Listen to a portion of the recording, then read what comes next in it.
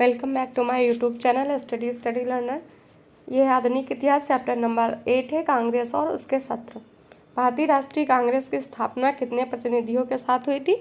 तो 72 प्रतिनिधियों के साथ में स्थापना हुई थी भारतीय राष्ट्रीय कांग्रेस की। कब हुई थी? तो 1885 में हुई थी। भारतीय राष्ट्रीय कांग्रेस का पहला अधिवेशन 1885 में कहाँ आयोजित किया गया था? तो बॉम्बे, अब है जो बॉम्बे को मुंबई कहते हैं, यहाँ पे हुआ था। भारतीय राष्ट्रीय कांग्रेस के अधिवेशन में पहली बार राष्ट्रीय गीत वंदे मातरम किस वर्ष गाया गया था? तो पहली बार राष्ट्रीय गीत है जो वंदे मातरम 1896 ईस्वी में गाया गया था। इंपॉर्टेंट है बहुत भी, इसे याद रखिएगा। नेक्स्ट क्वेश्चन है, पहला गोलमेज सम्मेलन लंदन में किस वर्ष आयोजित किया गया? तो पहला गोलमेज सम्मेलन है लंदन में 1930 में आयोजित किया गया था। लंदन में गोलमेज सम्मेलन किसकी चर्चा के लिए हुआ था? भारत के भविष्य का प्रशासन के लिए चर्चा में हुआ था।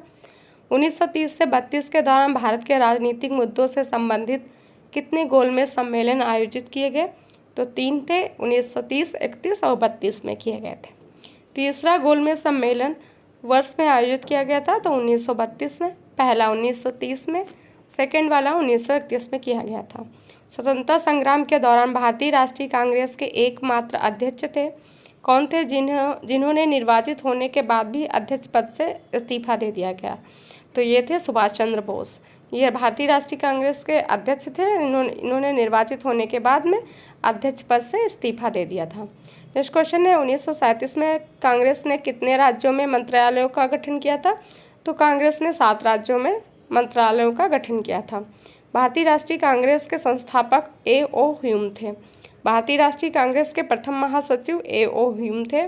स्वतंत्रता की माउंटबेटन योजना को स्वीकार किए जाने के समय भारतीय राष्ट्रीय कांग्रेस के अध्यक्ष पद पर कौन था? तो J.B. कृपलानी थे। इनके समय में ही स्वतंत्रता की माउंटबेटन योजना को स्वीकार किया गया था। नेक्स्ट है, भारतीय राष्ट्रीय कांग्रेस की प्रथम महिला अध्यक्ष एनी बेसेंट थी। भारतीय राष्ट्रीय कांग्रेस के पहले मुस्लिम अध्यक्ष बदरुद्दीन तैयब जी थे। इंपॉर्टेंट है, इसे याद रखिएगा। 1937 में जिन 2 राज्यों में गैर कांग्रेसी मंत्रालय थे वो कहाँ पे थे? तो बंगाल और पंजाब में मंत्रालय थे, वो गैर कांग्रेसी थे।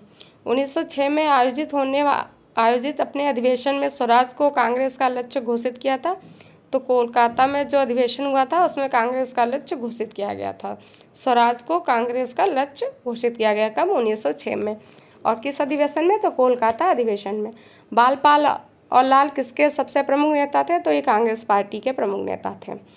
भारतीय राष्ट्रीय कांग्रेस के प्रथम ब्रिटिश अध्यक्ष कौन थे? तो प्रथम ब्रिटिश अध्यक्ष हैं जॉर्ज यूल थे। और मुस्लिम पूछे तो बदरुद्दीन तैयब जी थे। प्रथम महिला पूछे तो एनी बेसेंट था। नाम याद रखिएगा।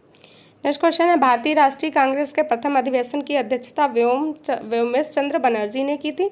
भारतीय राष्ट्रीय कांग्रेस का अग्रदूत का कौन सा संघ था? तो भारतीय संघ था। क्वेश्चन है, राष्ट्रगान पहली बार 1911 में कहाँ पे आयोजित भारतीय राष्ट्रीय कांग्रेस के वार्षिक सत्र में गाया गया था? तो कोलकाता में आयोजित था। भारतीय राष्ट्रीय कांग्रेस के वार्षिक सत्र में गाया गया था। कब गाया गया? तो 1911 में गाया गया था राष्ट्रगान पहली बार। डेट है जो याद रखिएगा। और कौन सा अधिवेशन था? तो कोलकाता का अधिवेशन था। सितंबर 1920 का भारतीय राष्ट्रीय कांग्रेस का विशेष सत्र कहाँ आयोजित किया गया था? तो कोलकाता में आयोजित किया गया था। सितंबर 1920 का भारतीय राष्ट्रीय कांग्रेस का अधिवेशन कहाँ आयोजित किया गया था? तो ये नागपुर कहाँ पे? नागपुर में आयोजित किया गया था। कब किया गया था? तो ये नागपुर में किया गया था 1920 में भारतीय राष्ट्रीय कांग्रेस का अधिवेशन। और विशेष सत्र है जो कोलकाता में। नेक्स्ट क्वेश्चन है, 1924 में कांग्रेस के बेलगाम शिखर सम्मेलन के दौरान कांग्रेस के अध्यक्ष कौन थे? तो मोहनचंद्र करमचंद गांधी थे।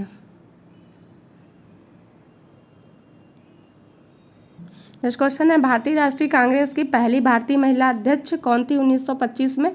तो सरोजनी नायडू थी। इंपॉर्टेंट है, इसे याद रखिएगा। अगस्त 1925 में केंद्रीय विधानसभा के अध्यक्ष कौन थे? तो केंद्रीय विधानसभा के अध्यक्ष विट्ठल भाई पटेल थे। राष्ट्रीय कांग्रेस की ओर से 1927 में ब्रुसेल्स में उत्पीड़ित राष्ट्रवादियों की कांग्रेस में कौन शामिल हुआ? तो जवाहरलाल नेहरू इसमें शामिल हुए थे। कांग्रेस के किस अधिवेशन में साइमन कमीशन का बहिष्कार का नारा था? तो मद्रास सत्र हुआ था 1987 में। तो तब है जो साइमन कमीशन के बहिष्कार का नारा दिया गया था। किस वर्ष जवाहरलाल नेहरू को भारतीय राष्ट्रीय कांग्रेस के लाहौर अधिवेशन में अध्यक्ष के रूप में चुना गया था? तो 1929 में चुना गया था। 19 दिसंबर 1929 को जवाहरलाल नेहरू की अध्यक्षता में आयोजित भारतीय राष्ट्रीय कांग्रेस का लाहौर अधिवेशन क्यों महत्वपूर्ण है? इसमें पूर्ण स्वराज की मांग का प्रस्ताव पारित किया गया और पहली बार तिरंगा झंडा फहराया गया था। तो क्वेश्चन जैसे आ सकता है, पहली बार तिरंगा झंडा कब फहराया गया? तो लाहौर अधिवेशन में, और इसके अंतर्गत है जो पूर्ण स्वराज की मांग की गई थी 1929 में। और इसकी अध्यक्षता किसने की थी? तो जवाहरलाल नेहरू ने की थी, इसे याद रखिएगा। भारतीय राष्ट्रीय कांग्रेस के 1903 में मद्रास अधिवेशन के अध्यक्ष लाल मोहन घोष थे। कांग्रेस के कराची अधिवेशन 1931 में हुआ था। इसके संदर्भ में निम्नलिखित में से कौन सा कथन सही है? तो इसमें गांधी इरविन समझौता की पुष्टि की गई थी, तो ये सही है, 1931 में हुई थी। महात्मा गांधी ने सत्र की अध्यक्षता की थी, तो ये गलत है। भारत छोड़ो प्रस्ताव पारित किया गया था, ये भी गलत है। इस कार्यक्रम में खिलाफत आंदोलन की शुरुआत की गई थी, तो ये भी गलत। पहला वाला ऑप्शन इसमें सही है। गांधी इरविन समझौते की पुष्टि की गई थी 1931 में। सुभाष चंद्र बोस में हरपुरा कांग्रेस के सत्र के अध्यक्ष चुने गए थे, तो 1938 में चुने गए थे हरपुरा कांग्रेस सत्र के अध्यक्ष सुभाष चंद्र बोस।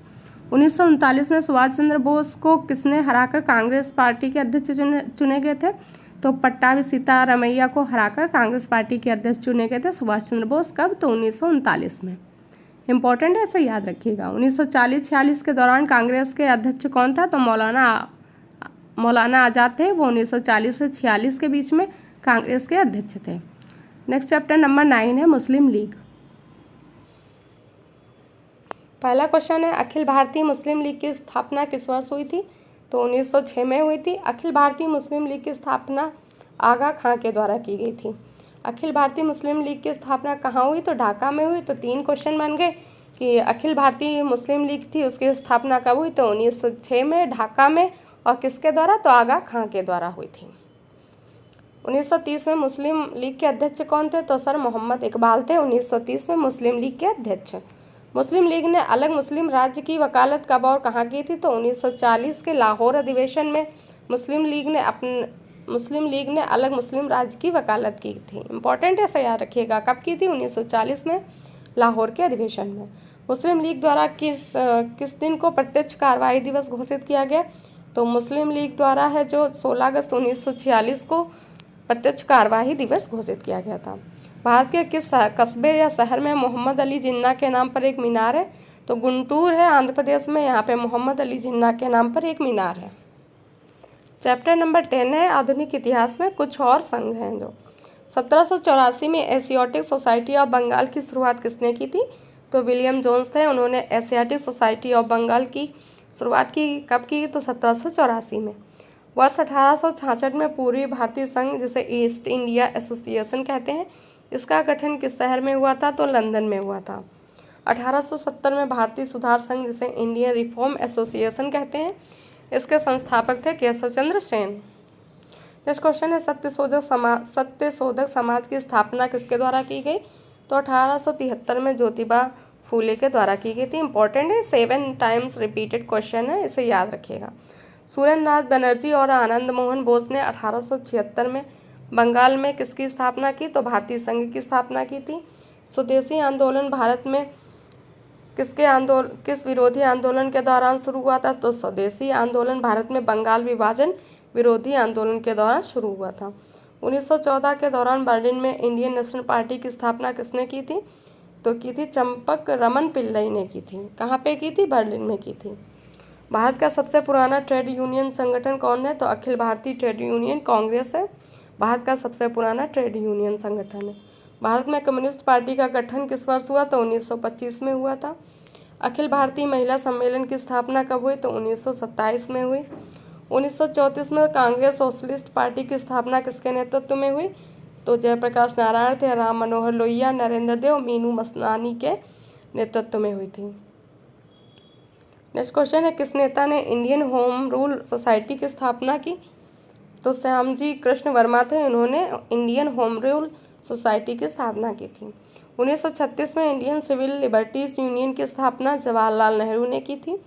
महारानी गायत्री देवी किसकी सदस्य थी? तो स्वतंत्र पार्टी की सदस्य थी।